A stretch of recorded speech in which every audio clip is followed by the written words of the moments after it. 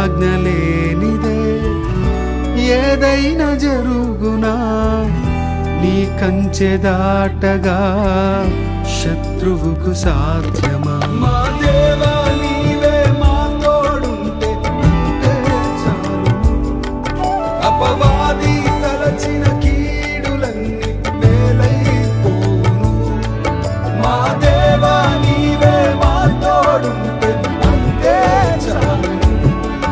అపవాది తలచిన